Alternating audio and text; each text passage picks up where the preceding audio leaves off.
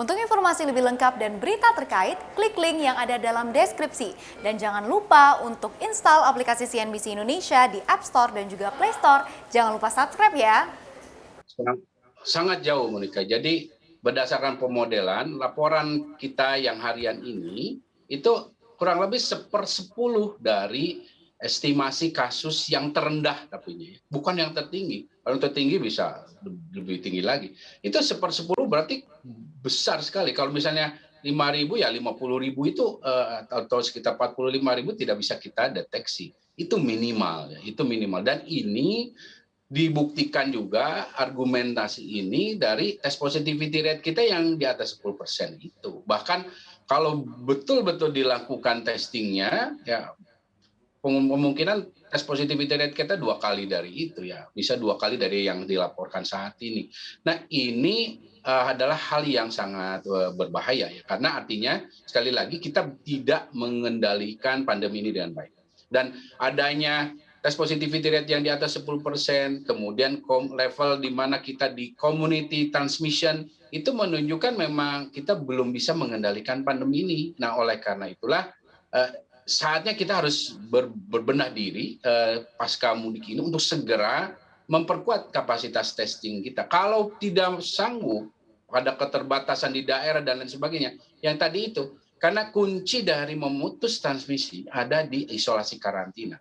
Oke lah, nggak usah di testing, testingnya tidak dilakukan atau tracingnya juga tidak terlalu banyak karena memang harus diakui testing tracing kita dua ini sangat minim, ya, stabilnya tuh stabil rendah, ya. Kalau bicara testing kita harusnya di satu kasus positif 20 kita bisa lacak, ya. Saat ini ya kisarannya bisa antara dari satu itu 2 atau maksimal juga 5 atau 4, itu masih sangat minim. Belum lagi kalau bicara tracingnya. Nah, oleh karena itu, kalau kita masih terbatas di situ, intinya pada PPKM Mikro atau upaya-upaya yang dilakukan pemerintah daerah ini, ya lakukan saja isolasi karantina dengan dukungan tentu terutama pada masyarakat yang bawah yang terbatas, ya. Karena kalau isolasi karantina ini bisa efektif saja kita lakukan, dan terutama pada masyarakat yang, ya kita kan tahu kalau bisa diam di rumah dengan menjalani isolasi karantina dengan baik, tentu harus ada dukungan dari sisi kebutuhan dasar hidup. Nah, ini yang harus diberikan oleh pemerintah daerah, dan ini yang akan berkontribusi dalam mencegah lonjakan tadi yang besar. Baik, kalau kita lihat juga Pak Diki bahwa COVID-19 varian baru dari India B1617, Inggris dan juga dari Afrika Selatan kan memang sudah ditemukan begitu ya di negara kita. Tapi sepertinya pemerintah menanggapi hal ini dengan biasa saja atau santai saja. Apakah ada potensi menurut Anda mungkin varian-varian baru ini akan menciptakan lebih banyak lagi ledakan di Indonesia ke depannya? Tentu saja, karena yang namanya varian baru yang kita sudah temukan di Indonesia ini, ya, dan dari B117, B1617 ini, dua ini saja, ini sudah kita lihat berdampak memperburuk situasi pandemi baik di Eropa misalnya, termasuk di India. Di India itu dua-duanya ini berkontribusi, ya, membuat situasi India sampai hari ini sangat kolaps, ya, sangat kolaps. Nah, ini tidak ada bedanya dengan Indonesia, ya. Tidak ada bedanya, hanya yang menjadi permasalahan adalah kita dalam fase yang lebih belakangan, gitu. Nah, ini ya tentu sangat berpotensi membuat perburukan situasi pandemi. Tapi harus diketahui, sebagaimana India, kita akan mengalami disebut dengan silent outbreak itu. Tapi itu tidak akan bisa kita nikmati lama karena adanya varian baru yang kan ini cepat menularnya, apalagi yang B117 ya, sampai 70%. Dan dia meningkatkan angka reproduksi sampai 0,7. Kalau bicara hanya sedikit 0,7, pada prakteknya jangankan 0,7 ya, 0,2 itu angka reproduksi itu sudah sangat berpengaruh di lapangan, karena artinya kecepatan virus ini menular, ya, menyebar, bertambah kasusnya itu makin besar. Semakin banyak kasus, nah otomatis nanti potensi beban orang akan harus membutuhkan ICU, ventilator, termasuk jumlah orang yang meninggal akan lebih banyak. Akan berbeda begini misalnya, angka kematian kita ini kan di 2,7%-an rata-rata ya, 2,6, 2,7. Akan berbeda angka kematian di 100 orang dari 2,7% dengan 10.000 orang. Nah, ini yang akan diberikan dampak negatifnya atau perburukannya dari varian-varian baru. Termasuk saya ingatkan, kita juga harus siap dengan lahirnya atau menemukannya varian baru made in Indonesia. Baik, Anda tadi sempat katakan berkali-kali begitu ya Pak Diki, kemungkinan sudah ada varian baru made in Indonesia. Seperti apa Anda melihat potensi atau mungkin seberapa besar kemungkinan bahwa kita sendiri saat ini sudah memiliki varian baru asal Indonesia, Pak Diki? Sangat besar ya, karena begini, varian baru yang lahir di satu wilayah negara ya, itu terutama persyaratan utama adalah satu situasi pandemi yang tidak terkendali dan lama. Dan kita sudah memenuhi itu. Sudah sangat lama malah. Hitungannya jangan 1 tahun, 3-6 bulan itu sudah sangat memenuhi persyaratan. Ditambah lagi kita punya banyak event yang disebut dengan super spreader event ya, seperti banyak libur-libur panjang, kita punya pilkada, rangkaian pilkada ya di tahun lalu. Itu semua itu berkontribusi. Jadi kalau kita saat ini belum, itu masalah waktu saja karena memang kan terbatas surveillance genomik kita. Hanya yang setidaknya harus kita kita respon saat ini adalah ada ditemukan sekarang atau nanti, respon kita tetap sama, harus penguatan di 3T kita, 5M kita secara kuantitas kualitas. Namun nanti bicara dalam hal varian baru ini, kita juga bicara masalah nanti efektivitas vaksin.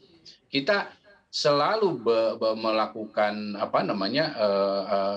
persiapan ya, opsi strategi terburuk, skenario terburuk dengan selalu memperkuat satu diversifikasi dari vaksin kita, kemudian juga penguatan di surveillance ya, surveillance baik di pintu masuk negara maupun di komunitas maupun di rumah sakit maupun di surveillance genomik.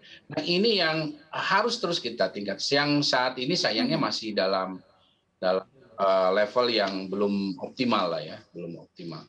Baik, Pak Diki, kita berbicara terkait dengan vaksinasi. Kita ketahui salah satu batch dari vaksin AstraZeneca dilakukan penghentian sementara oleh Kementerian Kesehatan. Seperti apa Anda melihat terkait dengan hal ini? Ini respon yang tepat, bagus ya, karena begini, setiap kejadian ikutan pasca imunisasi KIPI ya, ini memang sudah standar dari WHO. Memang ini masuk dalam kategori yang serius lah, KIPI serius ya. Artinya walaupun ini belum tentu berkaitan dengan vaksinnya, tapi untuk keamanan pemerintah memang wajib menunda dulu. Tapi ini kan hanya satu batch ya, tidak semuanya. Jadi sebetulnya ini adalah langkah antisipatif dan respon yang sangat tepat untuk nanti diuji toksisitas, sterilitasnya dari batch vaksin ini. Dan ini juga hal yang wajar bila misalnya, ini saya sampaikan secara keilmuan ya, bahwa kita kan memperoleh vaksin COVID ini relatif cepat memang, tapi tentu tanpa mengabaikan aspek keamanan dan efikasi dari vaksin itu. Namun ini kan diperoleh dari, katakanlah kalau misalnya bicara AstraZeneca, dari puluhan 30-40 ribu relawan pada uji klinis fase 3. Nah, tentu akan sangat berbeda ketika ini sudah di pasar, sudah di komunitas. Saat ini di Indonesia kan sudah lebih dari satu, misalnya katakanlah lebih dari ratusan ribu misalnya penerimanya, atau secara jumlah total di dunia kan sudah lebih dari jutaan. Nah tentu akan berbeda ya. Mungkin akan timbul efek samping yang tadinya tidak timbul di jumlah yang puluhan ribu itu, tapi pada ratusan ribu, pada jutaan, ya akan kelihatan gitu. Karena ada kasus yang sangat jarang, misalnya kejadiannya hanya 1 dari 1 juta atau 1 dari ratusan ribu. Nah, oleh karena itu makanya surveillance dari pelaksanaan vaksinasi ini memang kan bagian dari dan kewajiban Badan POM dan dibantu oleh Komnasnya KIPI. Nah, ini sudah tepat langkah ini, dan masyarakat saya kira tidak perlu panik karena ini adalah hal yang biasa sebetulnya, walaupun tentu ini untuk yang menjadi orang yang menerima ini dan dianggap dan dikaitkan dengan vaksin, ini tentu satu musuh. Kita juga berduka cita untuk itu. Namun satu hal lagi, ini belumlah tentu berkaitan dengan vaksinnya. Kita harus menunggu. Dan ini harus berlaku juga untuk semua vaksin lainnya yang saat ini beredar di Indonesia, mau Sinovac, Sinovac, ya semua harus dilakukan surveillance KIPI ini secara teratur, terencana dan juga reguler. Karena tidak ini akan terus selama vaksin ini diberikan, mau 1 tahun ini, mau tahun depan, tetap itu namanya pemantauan ini tidak bisa berhenti.